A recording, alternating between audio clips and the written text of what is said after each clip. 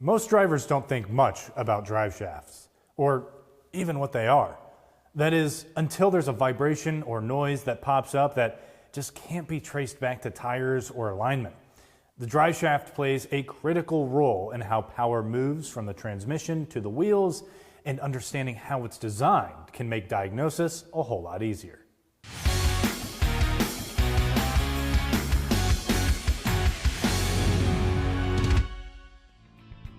Not all drive shafts are built the same.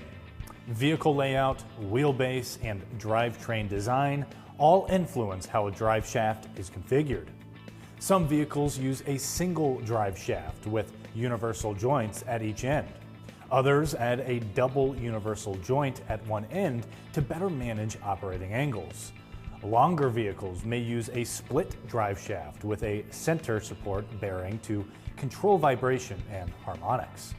On four-wheel drive vehicles, things get even more varied.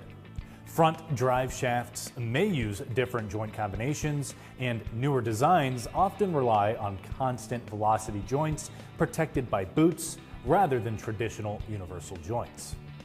So why do some vehicles use a two-piece drive shaft instead of using one long one? The answer comes down to harmonics.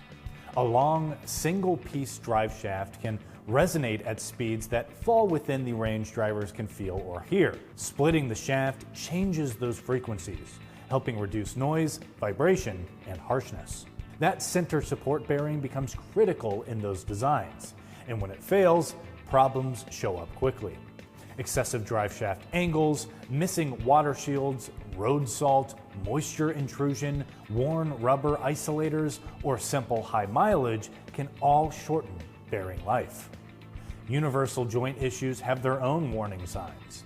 A sharp clunk when shifting from drive to reverse, rust-colored dust near the joint, binding when the joint is moved by hand, or vibrations during acceleration are all red flags that should not be ignored.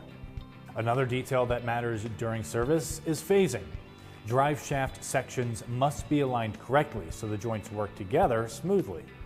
Anytime a drive shaft is removed or separated, marking the yokes before disassembly helps ensure proper alignment during reinstallation. Proper handling during service is just as important. Drive shafts should always be clamped by the yoke, not the hollow tube. Clamping the tube can deform it, and a dented shaft should be replaced since the tube carries the load. On four-wheel drive vehicles, drivetrain noise can be tricky. Sounds caused by driveline loading may mimic transfer case or axle problems. These noises often change with road surface, steering angle, or even tire pressure. All clues that point back to the drive shaft rather than internal drivetrain components. Understanding these fundamentals helps your technicians diagnose issues accurately and avoid unnecessary repairs. For more tire and service videos, don't forget to follow us on Instagram, Facebook, and YouTube. I'm Christian Hinton, coming to you from the Tire Review Continental Tire Cross Studio at Babcock's Media. Thanks for watching.